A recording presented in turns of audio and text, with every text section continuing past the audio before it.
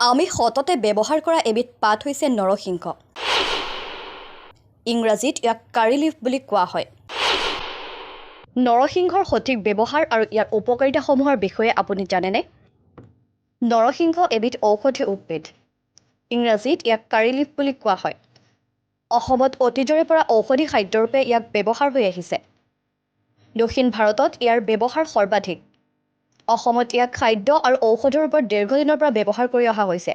খাদ্য হিচাপে ব্যৱহাৰৰ সময়ত আমাৰ ৰাজ্যত ইয়াক কোমল পাতে আগস্থান পোৱা দেখা যায়, কিয়নো এনে পাত পিহা বা সিজোৱা সহজখাদ্য হোৱাৰ উপৰি ৰন্ধনতো ইন্ধনৰ ব্যয় আৰু সময় কম লাগে।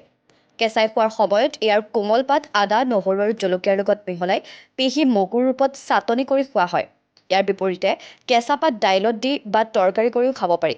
তেনেকৈ ইয়াৰ পাত পিহি পোৱা ৰসৰ লগত কাঠ মাছ যেনে কাৱৈ, গৰৈ, শ'ল, মাগুৰ, শাল, শিঙি আদিৰ লগত জোল কৰি খালে বহুত তৃপ্তি পোৱা যায়।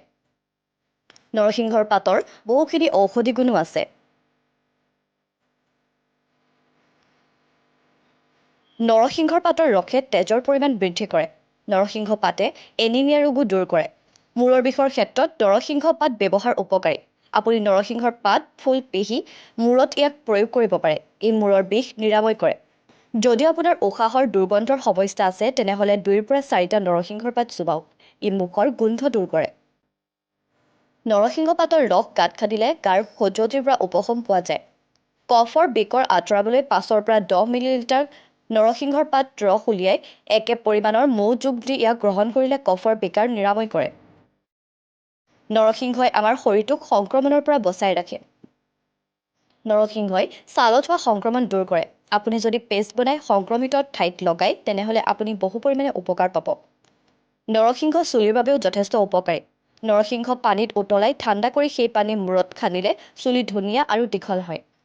নৰসিংহ পাতে চুলি আৰু নখৰ সৌন্দৰ্য বৃদ্ধি কৰাত সহায় কৰে। জুয়ে পুৰিলে নৰসিংহৰ পাত থেতেলিয়াই পোৰা অংশত লগালে আৰাম পোৱা যায়। নৰসিংহ পাতত যথেষ্ট পৰিমাণে কেলচিয়াম থাকে। ই হাড়, দাঁতৰ গঠনত সহায় কৰে। নৰসিংহ পাত পিহি লগালে চুলি পকা আৰু সৰা সমস্যাৰ পৰা হাত সাৰিব পাৰি।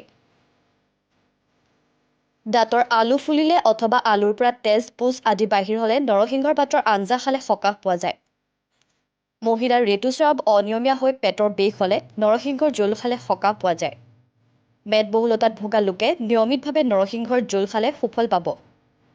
কীট-পতংগই কামুৰিলে বা বিষাক্ত পানীয়ে দংশন কৰিলে আঘাতৰ স্থানত নৰসিংহ ৰসৰ লগত সম পৰিমাণৰ নেমু ৰস মিহলাই সঘনাই লগালে আৰাম পোৱা যায়। নৰসিংহৰ পাত সিজাই পোৱা অৱশেষৰ লগত নাৰিকল তেল মিহলাই চুলিত ঘঁহিলে পকা চুলিৰ প্ৰাকৃতিক ৰং ঘূৰি অহাৰ অৱকাশ থাকে।